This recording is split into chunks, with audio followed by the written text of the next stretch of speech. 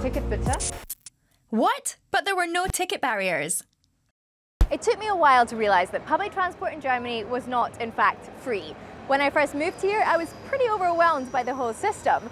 Do I take the underground, the subway, the tram, the bus, or even the ferry, or a combination of all of them? How does public transport in Germany actually work, and how important is it for daily life here? Well, let's find out.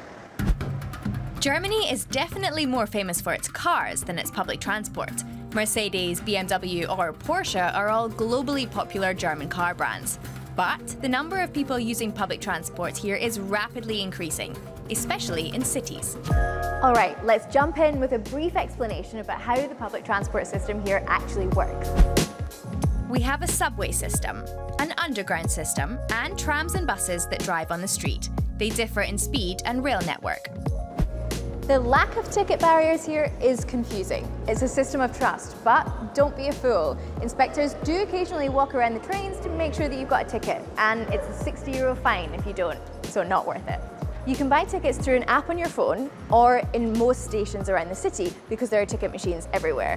It's different depending on which region you're travelling in Germany. Of course, it would be too easy for it to be the same everywhere. Don't forget to stamp your ticket, otherwise it's not valid. There are different types of tickets depending on the zone, the number of people and the stops you're travelling to. For example, the short trip ticket, which is valid for 3 train stops,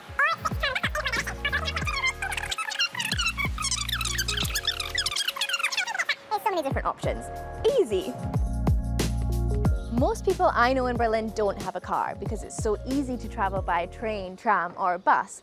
Plus, if you're driving, you often get stuck in traffic, there are never enough parking spaces, and let's be honest, it's not great for the environment.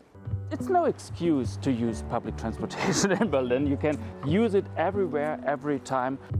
This is Stefan Karsten, futurologist. So how important is public transport for a German culture then? Well, first of all, we are a car nation, you know? And so public transportation is trying hard and is fighting with full extent to get more important. And people nowadays understand that public transportation is inclusive, it's social, and it's sustainable. The idea of the European city is to be around in public space, yeah, and not parking your private car here for 23 hours. Sure. The city is about sitting in cafes and restaurants and talk to each other and debate the great discourses of our times. And public transportation is the enabler. Now it's time to meet the professionals, those who keep the whole bustling system moving. I'm meeting Cinquetta Shirley Jones, who drives trains in Berlin, and she loves it. Entering the tunnel for the first time was a great experience. The first time in this dark hole, the lights everywhere, the signals, the sounds of the trains. It's a really great feeling. It's fun, right? Is the job stressful?